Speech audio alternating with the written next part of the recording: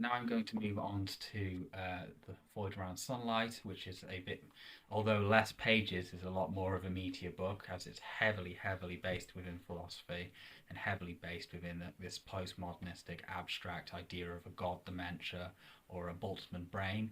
A Boltzmann brain is a scientific experiment or a thought experiment um, created by an individual called Boltzmann, and he essentially said it is more plausible that a singular brain convincing itself it exists in the entirety of existence is it would become a reality than an entire universe with billions and trillions of individual brains with consciousness.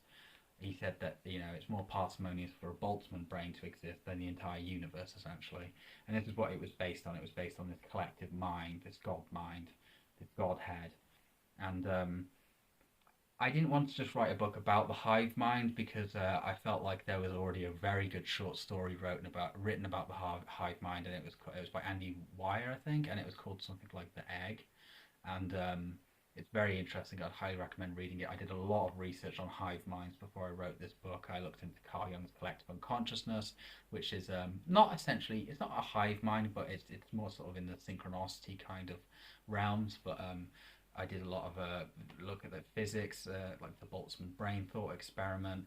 I looked into Isaac Bentov. I looked into Andy Weir's The Egg. I did post a blog post where I discussed my deep thoughts and my research on it, and sort of gave like a brief overview of some of the stuff I found. Julian James he's a Princeton psychologist, and he discussed the bicameral mind, which is essentially that humans, before we developed the ability to speak to ourselves, we were commanded by a God voice. We had two sides of our brain, and one was commanded by a God voice, and that's why we would treat the dead as if they were still alive, because we didn't understand the concept of consciousness losing itself. And it actually plays into history quite well. Like Socrates had a daemon that used to speak to him, and yeah, if you read Troy, they often reference God speaking to them and God voices. There's a lot of references to God voices, and Julian James essentially said that this was proof of the bicameral mind. I think I'm saying bicameral right. Um, but yeah, I didn't want to just explore a hive mind. I wanted to explore the idea of the mental health of the hive mind, and I felt like that's what would separate Void Around Sunlight from just a book about the hive mind. Would be this idea of um, giving the hive mind a parasite, an illness that was going to push it to a level of like dementia or the abstract. It was like a postmodernist. Like we live in a time where everything's like the classical structures of society are becoming more and more abstract, and we're sort of acknowledging the social constructs behind existence. And I wanted this to sort of play as a proverbial way into this hive mind. And the hive mind realizes this. It realizes it's been infected by a parasite, and to eradicate it creates one final war to inspect all three of its primary acts.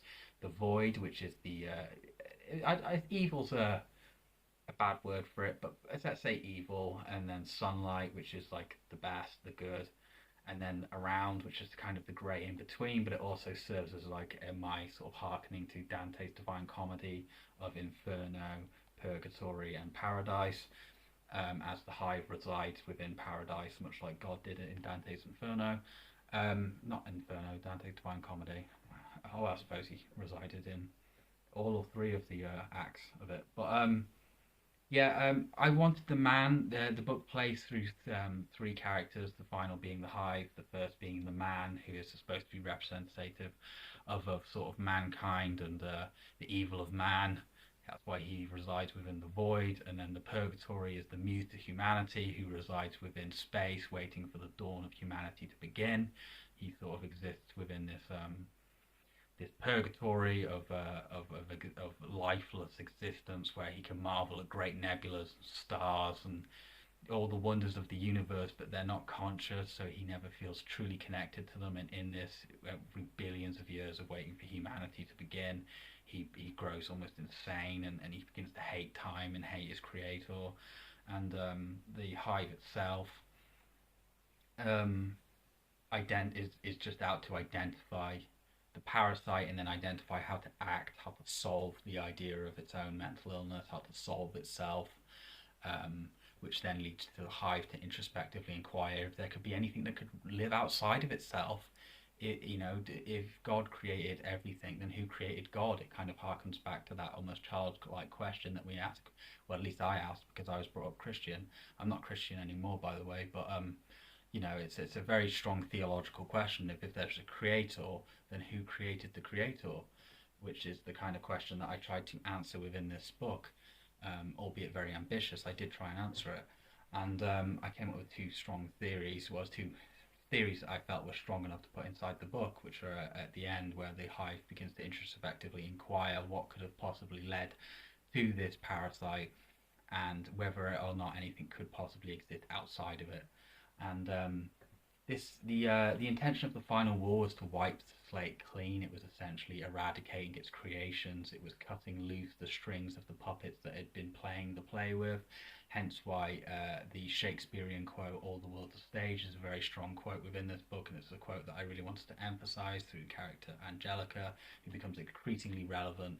At first, she's not named, she is merely a child scampering through the streets during the war, but towards the end, she becomes a more and more prominent character and has more and more sort of significance to the characters within inside the book.